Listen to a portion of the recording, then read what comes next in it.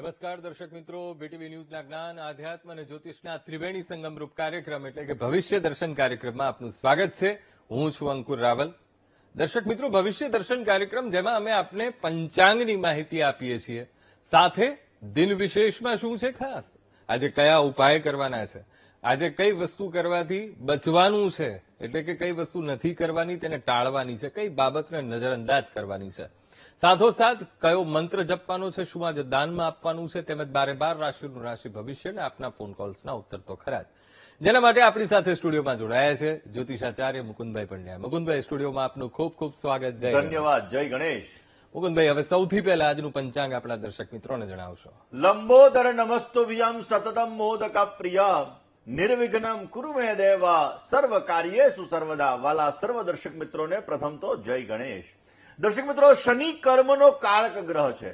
કર્મની અંદર જ્યારે ક્યારેક આપણા જીવનની અંદર સમસ્યા ઉત્પન્ન થાય, પીડા ઉત્પન્ન થાય, તકલીફ ઉત્પન્ન થાય, આપણા જીવનની અંદર તકલીફોનો દોર વધારે પડતો રખાવે તો સમજી લેવાનું શનિ ક્યાંક ને ક્યાંક આપણને પીડા આપી રહ્યો છે. જે લોકોને શનિની 7.5 ચાલતી હોય, એટલે કે 2.5 વર્ષની પનોતી હોય કે 7.5 વર્ષની પનોતી હોય, અત્યારે એક્ઝામ્પલ તરીકે મીન રાશિમાં શનિ મહારાજનું પરિભ્રમણ ચાલુ છે, એટલે કુંભ, મીન અને મેષ આ 3 રાશિના જાતકોને 7.5ની પનોતી છે. સિંહ અને ધનુ રાશિવાળા જાતકોને અત્યારે 2.5 વર્ષની પનોતી છે.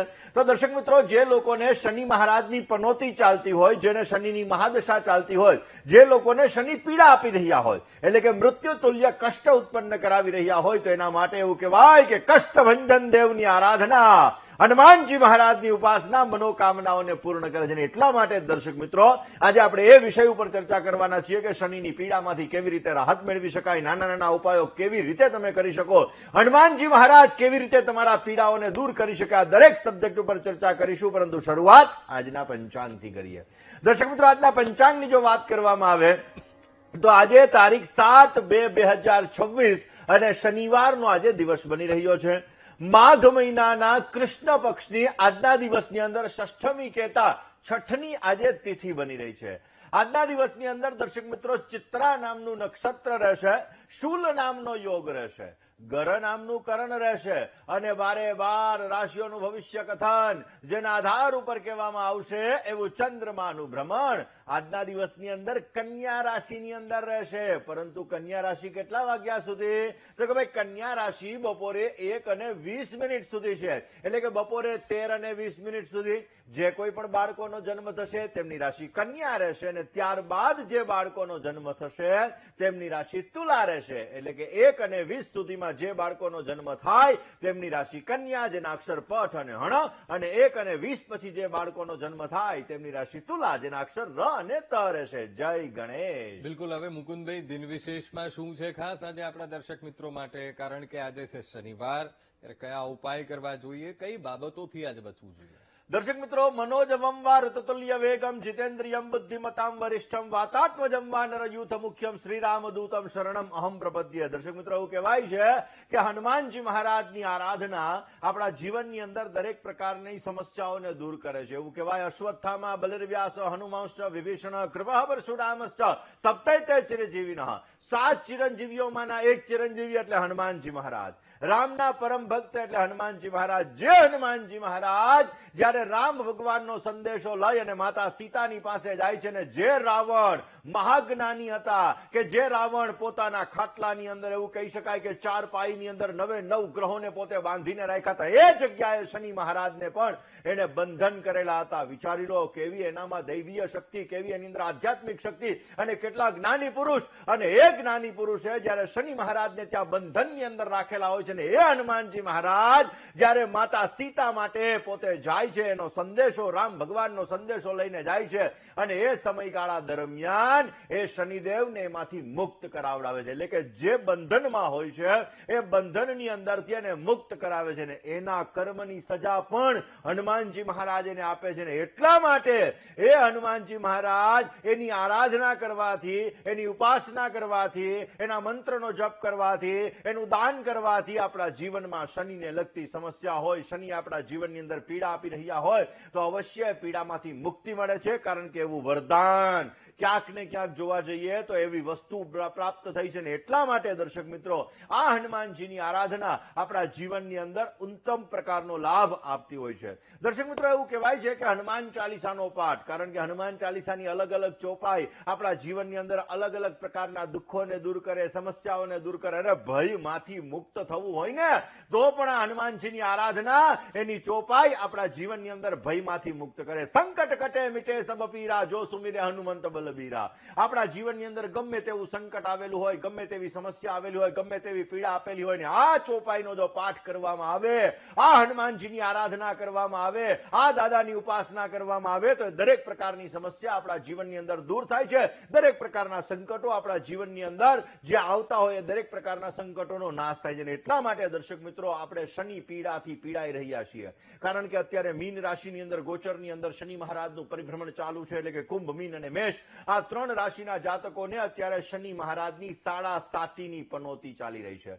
ધન અને સિંહ રાશિ વાળા જાતકોને અત્યારે શનિ મહારાજની 2.5 વર્ષની પનોતી ચાલી રહી છે. ને એ દર્શક મિત્રો આપણા જીવનની અંદર એ આપણા સમસ્યાઓને દૂર કરવા માટે, એ શનિને લગતી પીડાને દૂર કરવા માટે ત્રેતા યુગની અંદર જે હનુમાનજી મહારાજે શનિદેવને બંધનમાંથી મુક્ત કરેલા હતા, એ શનિની પીડાને દૂર કરવા માટે આ કલયુગની અંદર જો આપણે એની ઉપાસના કરીએ તો આપણી દરેક પ્રકારની સમસ્યાઓ દૂર થાય ને આપણને ઉત્તમ પ્રકારનો લાભ થાય. ને એટલા માટે દર્શક મિત્રો એની કથા તો બહુ લાંબી છે કે જેની અંદર શનિદેવ અને હનુમાનજીનું યુદ્ધ થાય છે, વગેરે વગેરે કથા છે. ને એની અંદર પછી છેલ્લે એ હનુમાનજી મહારાજ છે, હનુમાનજી મહારાજ એને શનિદેવ પોતે એમ કહે છે કે જે તમારા શરણની અંદર આવશે અને ગમે તેવી પનોતી હશે, ગમે તેવી પીડા હશે, ગમે તેવા એના કર્મ હશે, હું કર્મનો કારક દેવ છું ને કર્મનું ફળ આપું છું, પરંતુ છતાંય એ હનુમાનજી મહારાજ તમારા શરણની અંદર આવશે ને તો હું એ પીડાની અંદર એને રાહત આપીશ, એને મુક્ત કરીશ. અને એટલા માટે દર્શક મિત્રો આ હનુમાનજી મહારાજની ઉપાસના આપણા જીવનની અંદર વિશેષ લાભ આપે. ને એટલે દર્શક મિત્રો આજે જયારે શનિવારનો દિવસ છે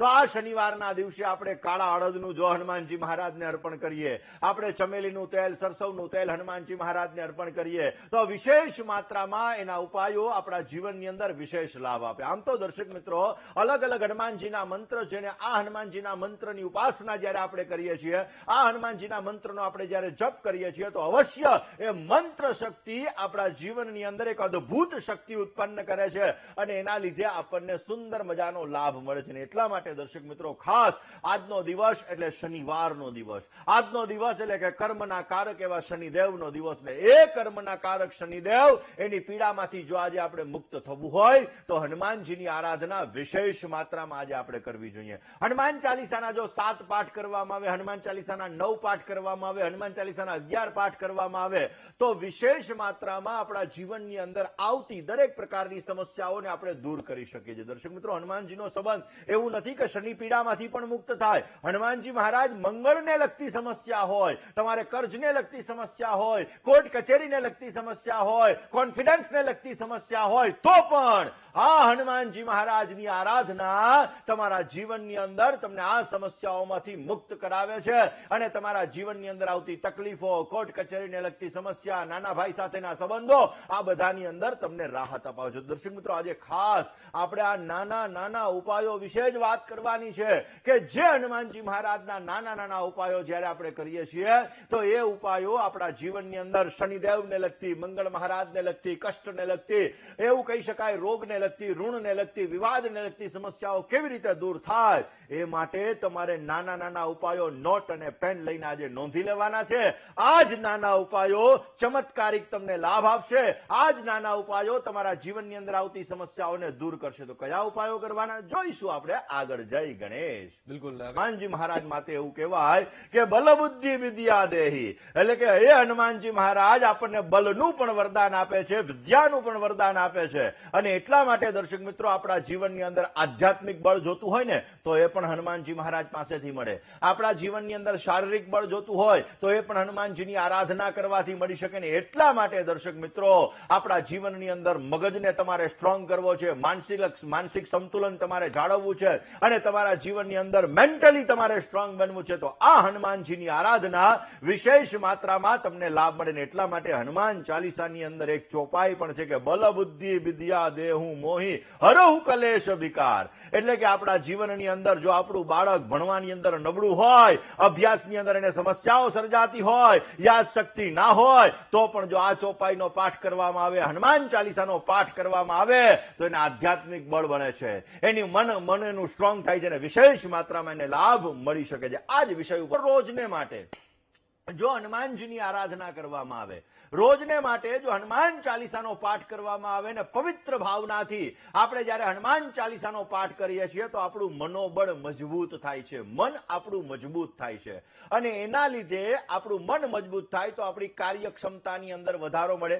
એક્ઝામ્પલ તરીકે દર્શક મિત્રો, જયારે આપણે કરફ્યુ લાગ્યો હતો તો આપણને ઘંટાનાદ કરવાનું કીધું હતું, લાઇટ ટોર્ચ ક્યાંક ને ક્યાંક આપણને જાગૃત કીધું કે ભાઈ ટોર્ચ તમે ચાલુ કરો. તો આ બધી વસ્તુ શું છે? આપણા મનોબળને મજબૂત કરવા માટેના ઉપાયો છે અને એટલા માટે જયારે હનુમાનજીની આપણે આરાધના કરીએ છીએ તો આપણું મનોબળ મજબૂત થાય છે, અંધારામાંથી અજવાળા તરફ જઈએ છીએ, કાર્યોને આપણે સિદ્ધ કરી શકીએ છીએ. અને આ હનુમાન ચાલીસાની એક પંક્તિ એવી છે કે અષ્ટ સિદ્ધિ નવનિધિ કે દાતા અસબર દીન જાનકી માતા. અને એ હનુમાન ચાલીસાનો જયારે આપણે પાઠ કરીએ છીએ તો ગમે તેવા સંકટો હોય, આ સંકટોનો નાશ થાય છે, આપણા જીવનની અંદર સમસ્યાઓ દૂર થાય છે. આ તો શનિ પીડાની વાત છે દર્શક મિત્રો.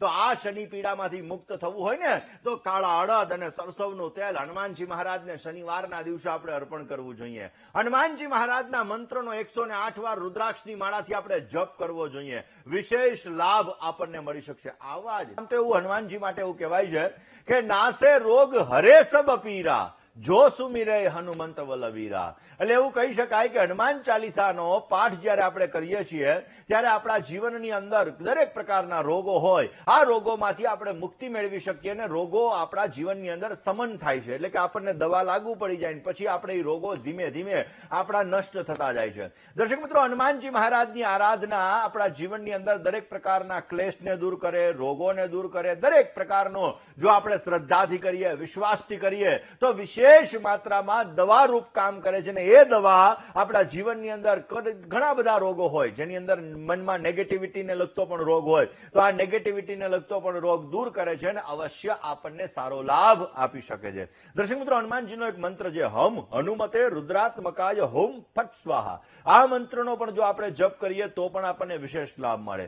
સુંદરકાંડનો પાઠ તો બધા લોકો કરતા જ હોય ને સુંદરકાંડનો પાઠ તો કરવો જ જોઈએ, પણ એની સાથે સાથે જો તમારે કોર્ટ કચેરીને લગતી સમસ્યા છે, તમારા જીવનની અંદર તકલીફોનો દોર વધારે પડતો છે તો કિષ્કિંધા કાંડ આવે. રામાયણની અંદર અલગ અલગ કાંડ છે, અરણ્ય કાંડ, સુંદર કાંડ, એવી રીતે કિષ્કિંધા કાંડ છે. આ કિષ્કિંધા કાંડનો જો પાઠ કરવામાં આવે તો પણ અવશ્ય આપણને સારો લાભ મળી શકે છે. આવા જ નાના નાના ઉપાયો વિશે આગળ આપણે ચર્ચા કરતા રહીશું. જય ગણ. તો હનુમાનજી મહારાજ એને મંગળ ગ્રહના દેવતા કીધા છે, પરંતુ શનિને લગતી સમસ્યા અને મંગળને લગતી સમસ્યા બંનેની અંદર તમને બેનિફિટ વિશેષ આપતો હોય છે. અને એટલા માટે દર્શક મિત્રો, મંગળને ઉર્જાના કારક ગ્રહ કીધા, મંગળને સાહસના કારક દેવ કીધા, મંગળ મહારાજને આપણા જીવનની અંદર કર્જના કારક પણ ગ્રહ કીધા અને મંગળને માંગલિક કામના કારક પણ કીધા. ને એટલા માટે દર્શક મિત્રો, જ્યારે આપણા જીવનની અંદર જમીન મકાનને લગતી પણ સમસ્યા સર્જાતી હોય, માંગલિક કામને લગતી પણ સમસ્યા સર્જાતી હોય,